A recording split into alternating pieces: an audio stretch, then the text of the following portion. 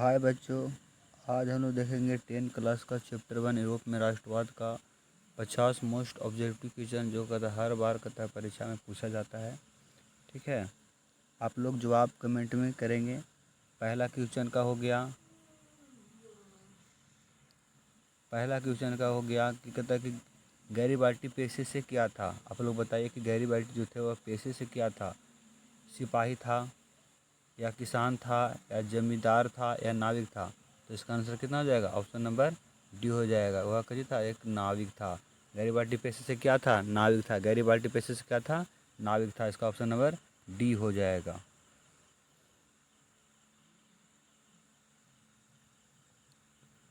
इसी तरह से 2 में करा, यूरोप का मरीज किसे कहा जाता है? यूरोप का जो मरीज है किसे कहा जाता है? रूस को, जर्मनी को, तुर्की को या यूनान को? तो रूस का कहता मरीज किसे कहते हैं? तुर्की को कहते हैं। किसे कहते हैं? तुर्की को कहते हैं। ऑप्शन नंबर कितना हो जाएगा? सी। यूरोप का मरीज किसे कहते हैं? तुर्की को। ऑप्शन नंबर कहते सी हो जाएगा। इसी तरह से हम लोग आगे नंबर देखेंगे 3 में कर रहा है यंग यूरोप और यंग इटली। यहाँ पे यूरोप नहीं होगा, यहाँ इटली होगा। क्या होगा? इटली होगा यहाँ पे। यंग यूरोप तथा यंग इटली की संस्थापक किसने की थी? यंग यूरोप और यंग इटली के संस्थापक किसने किया था? तो इसको मेजनी ने किया था। किसने किया था? मेजनी। ऑप्शन नंबर कितना होगा? बी हो जाएगा। इसी तरह किस युद्ध के बाद जर्मनी का एकीकरण पूरा हुआ था? किस युद्ध के बाद जर्मनी सेडान के युद्ध के बाद जर्मनी का एकीकरण पूरा हुआ था? किस युद्ध के बाद? तो सेडान के युद्ध के बाद जर्मनी का एकीकरण पूरा हुआ था। कहता है कि यूरोप वासियों के लिए किस देश का शहीद कहता है कि ज्ञान विज्ञान प्रेरणा स्रोत कहता है कि माना जाता है? तो कहता है कि इसका यूनान को माना जाता है। किसको माना जाता है? यूनान को। ऑप्शन नंबर कितना हो जाएगा? इसका बी हो जाएगा। प्रश्न नंबर 6 में कह रहा है कि इटली और जर्मनी की वर्तमान में किस महादेश के अंतर्गत आता है? तो आप लोग को पता ही होगा कि इटली और जर्मनी जो है वर्तमान में कहता है कि यूरोप महादेश के अंतर्गत आता है। इसका ऑप्शन कितना हो जाएगा? सी हो जाएगा। इसी तरह से कहता है कि 7 में रक्त और इन और लौह की नीति का अवलंबन कहता किसने किया था? तो कोई पूछे बताओ कि रक्त और लौह की नीति किसने अपनाया था? तो इसको बिस्मार्क ने अपनाया था। किसने अपनाया था? बिस्मार्क। ऑप्शन नंबर कितना हो जाएगा? सी। जर्मन राइन राज का निर्माण किसने किया था? 8 में कह रहा है कि जर्मन राज का निर्माण किसने किया था? तो इसका किया था नेपोलियन बोनापार्ट ने किया था। जर्मन राज का निर्माण किसने किया था? Napoleon Bonaparte. इसका ऑप्शन कितना हो जाएगा? बी हो जाएगा। इधर कह रहा है कि 9 में कहता है कि बिना कांग्रेस के द्वारा फ्रांस में कहता है किस शासक वंश का कहता पुनः स्थापना किया गया था? मतलब कि बिना कांग्रेस के द्वारा किस कहता बिना कांग्रेस के द्वारा फ्रांस में किस शासक वंश का पुनः स्थापना किया गया था? बुर्बो वंश किया था। किसका किया था? बुर्बो वंश। ऑप्शन नंबर इसका कितना हो जाएगा? सी हो जाएगा। इसी तरह से हम लोग देखेंगे 10 में कहता है कि सन 1870 ईस्वी में कहता है कि जो सन 1870 ईस्वी में जो फ्रांस और पर्सा के बीच जो युद्ध हुआ था वह कहाँ हुआ था? तो जो ये हुआ था इससे डान में हुआ था। कहाँ हुआ था? जो पूछे बता कि फ्रांस और पर्सा के बीच युद्ध कब हुआ था? पहला क्वेश्चन पूछ सकता है इसमें घुमा के कि फ्रांस और पर्सा के बीच युद्ध कब हुआ था? तो 1870 में हुआ था। ठीक है। अब पूछे बता फ्रांस और कहता पर्सा के बीच युद्ध हुआ था कहाँ हुआ था? तो कहता कि सेडान हुआ था। पूछेगा सेडान का युद्ध कब हुआ था? 1870 में हुआ था। इसका ऑप्शन कितना हो जाएगा? ए हो जाएगा। ऑप्शन नंबर कितना हो जाएगा? ए।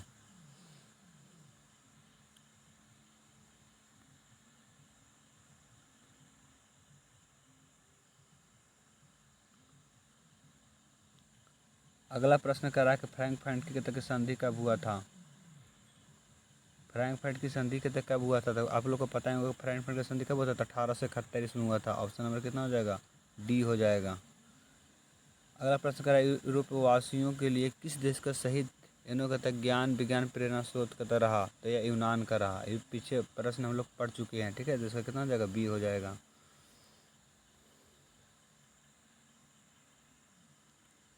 अगला प्रश्न कर मेजनी का कहता संबंध किस गठन से था? तो मेजनी का संबंध जो था किस कहता गठन से था? तो कार्बोनरीज था। किसके साथ था? मेजनी का संबंध किस कहता गठन से था? कार्बोनरी। ऑप्शन नंबर कितना हो जाएगा? इसका बी हो जाएगा। कांट काबूर को विक्टोरिया मेमोरियल ने किस पद पर कहता कि नियुक्त किया था? जो कहते कांट काबूर जो थे, कांट काबूर कहता कि विक्टोरिया मेमोरियल को किस पद पर नियुक्त किया था? तो प्रधानमंत्री पर। किस मंत्री? ऑप्शन नंबर कितना हो जाएगा? सी।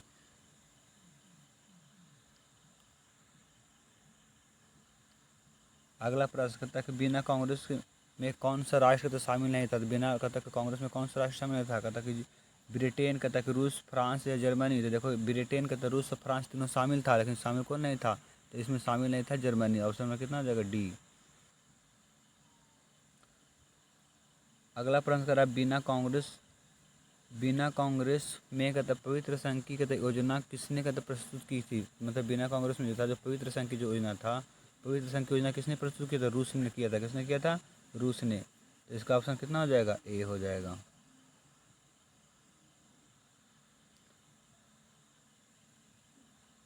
अगला प्रश्न है कि यंग इटली का संस्थापक कहता कौन था। यंग इटली रहे या यंग यूरोप रहेगा, तो यंग इटली पूछे या यंग यूरोप पूछे, इसका स्थापना किसने किया था, मेजनीन ने किया था। किसने किया था, मेजनीन ने। तो इसका हो जाएगा ऑप्शन नंबर सी। नौ कतक की गुल्फ आंदोलन कहाँ कतक हुआ था। मतलब जो नौ कतक गुल्फ जो आंदोलन जो था कहाँ हुआ था, जो नौ गुल्फ आंदोलन जो था वो इटली में हुआ था। कहाँ हुआ था, इटली में। ऑप्शन नंबर कितना हो जाएगा, ए हो जाएगा।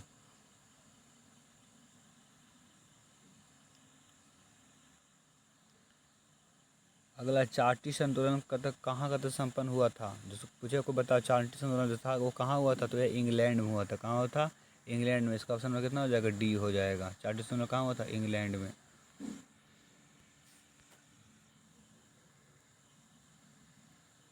अगला, जलवे रायन की कहते संस्थापना किस राज्य ने कहते की थी। जलवे रायन जो था वो पूछे बताओ, जलवे रायन की जो संस्थापना किस कहता की स्थापना किस राज्य ने कहते की थी, तो यह कहता परसा ने किया था। इसका कितना हो जाएगा, ऑप्शन नंबर ए हो जाएगा। अगला, हंगरी की कहता की भाषा क्या थी। तो पूछे बताओ, हंगरी की कहता भाषा क्या है, तो इसका म्यांमार है। क्या है, म्यांमार है। क्या है, म्यांमार। ऑप्शन कितना हो जाएगा, बी हो जाएगा। हंगरी की भाषा क्या है, तो म्यांमार। मरियान किस देश के कहते राष्ट्रवाद का प्रतीक थी। कोई पूछे बताओ, मरियान जो है किस देश का कहते राष्ट्रवाद के कहते प्रतीक है, तो इसका क्या होगा, तो इसका हो जाएगा फ्रांस। मरियान जो है किस देश के राष्ट्रवाद का प्रतीक है, तो कहता है कि फ्रांस हो जाएगा। इसका ऑप्शन कितना हो जाएगा, ए हो जाएगा।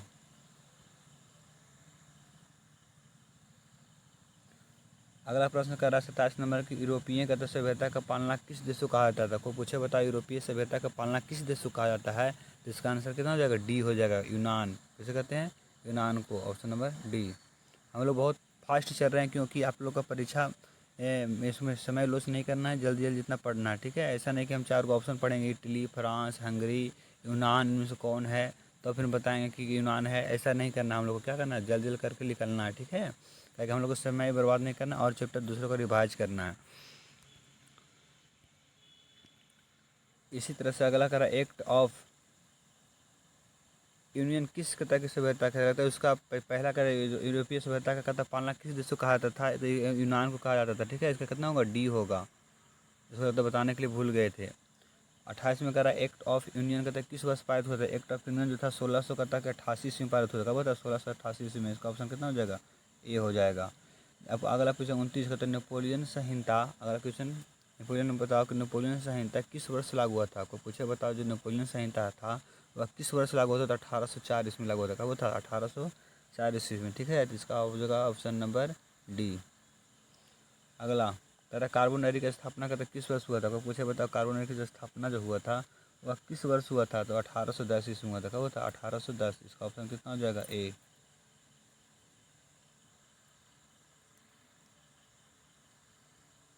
प्रश्न नंबर 31 कहते जर्मनी के एकीकरण के लिए कहते बिस्मार्क ने कितनी युद्ध किया। मतलब जर्मनी के एकीकरण, मतलब जर्मनी को जीतने के लिए बिस्मार्क ने कितनी युद्ध किए थे, तो 3 युद्ध किए थे। कितने युद्ध किए थे, 3। ऑप्शन नंबर कितना हो जाएगा, सी।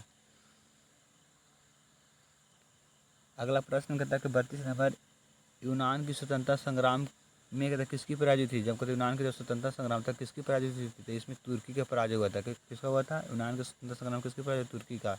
इसका ऑप्शन नंबर कितना हो जाएगा, बी हो जाएगा। अगला कहता है कि 1779 कि फ्रांस की क्रांति के समय कहता है वहाँ का किस राजवंश का शासक था। मतलब जब फ्रांस की क्रांति हो रहा था उस समय कहता है कि फ्रांस का कहता है किस राज्य का कहता शासन चल रहा था, तो इसका बुर्बो वंश का चल रहा था। किसका चल रहा था, बुर्बो। ऑप्शन नंबर कितना हो जाएगा, सी। अगला कहता परसा का कहता कि शासक कौन था। परसा का शासक कौन था, तो इसका था परसा का शासक कौन था, तो विलियम प्रथम था। कौन था, परसा का शासक कौन था, तो विलियम प्रथम। इसका ऑप्शन नंबर कितना हो जाएगा, डी हो जाएगा। परसा का शासक कौन था, विलियम प्रथम। ध्यान में सबको रखना, ठीक है। इसको एक बार या 2 बार में वीडियो देख लेना है।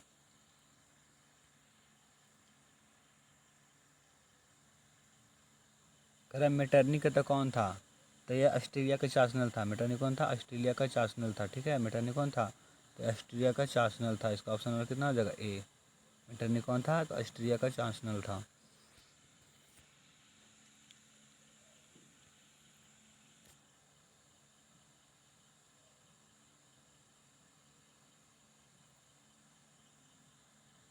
अगला प्रश्न कहता है कि सेडाओ के युद्ध में किसकी कहता पराजय हुई थी। कोई पूछे बताओ, जो सेडाओ का युद्ध हुआ था, सेडाओ का युद्ध में किसकी पराजय हुआ था। ठीक है, मतलब इसको सेडेवा भी बोल सकते हैं। मतलब सेडेवा के युद्ध में कहते किसकी पराजय हुई थी, मतलब किसकी मतलब हार हुआ था। ठीक है, पराजय मतलब होता है हार। था किसका हार हुआ था, तो आप लोग को पता है ऑस्ट्रिया का हार हुआ था। किसका हुआ था, तो सेडेवा के युद्ध में कहते ऑस्ट्रिया का हार हुआ था। इसका ऑप्शन नंबर कितना हो जाएगा, सी।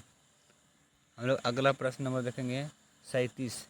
रक्त और लौह की जो नीति किसने कहता अपनाई थी। इसको प्रश्न को हम लोग पीछे पढ़ चुके हैं, आप लोग बताएं। तो रक्त और लौह की नीति का अवलंबन किसने किया, बिस्मार्क ने किया। किसने किया था, बिस्मार्क। तो ऑप्शन नंबर कितना हो जाएगा, इसका ए हो जाएगा। अगला प्रश्न 38 नंबर लाल कुर्ती का कहता है कि टुकड़ी का गठन किसने किया था। कोई पूछे बता, बहुत बार पूछा गया प्रश्न में कि लाल कुर्ती गठन किसने किया था, तो गैरी बाल्टी ने किया था। किसने किया था, गैरी बाल्टी। ऑप्शन नंबर कितना हो जाएगा, इसका डी हो जाएगा। प्रश्न नंबर 39। जर्मनी और इटली का एकीकरण के समय का फ्रांस का शासक कौन था। कोई पूछे बता, जर्मनी और इटली का जब एकीकरण हो रहा था तो उसमें फ्रांस का शासक कौन था, तो नेपोलियन तृतीय था। कौन था, नेपोलियन तृतीय। ऑप्शन नंबर कितना हो जाएगा, इसका बी हो जाएगा। कितना हो जाएगा, बी।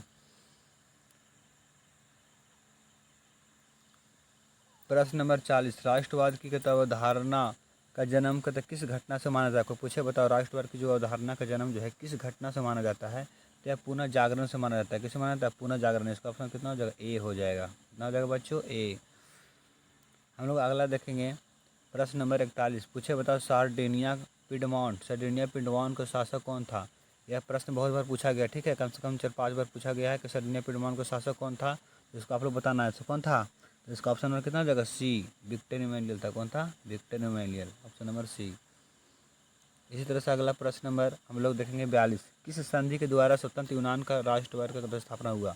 किस संधि द्वारा का स्वतंत्र यूनान राष्ट्र की स्थापना हुआ था। किस संधि द्वारा हुआ था, तो ये हुआ था कुस्तुन नतुनिया के संधि के द्वारा हुआ था। किस संधि द्वारा हुआ था, कुस्तुन नतुनिया के संधि द्वारा। ठीक है, ऑप्शन नंबर कितना हो जाएगा, बी।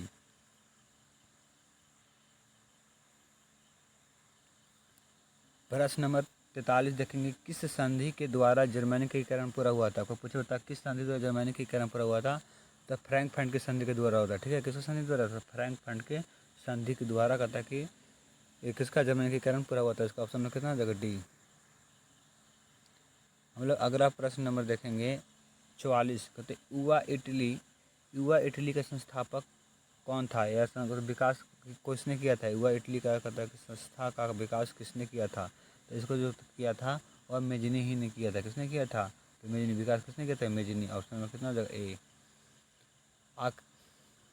आज का कहता आखिरी कहता प्रश्न है कि नेपोलियन ने कहता जर्मनी में कहते किस संघ की कहता स्थापना किया था। को पूछे, नेपोलियन ने जर्मनी में किस संघ की स्थापना किया था, तो रायन संघ का किया था। किसका किया था, रायन संघ का। ऑप्शन नंबर कितना हो जाएगा, सी।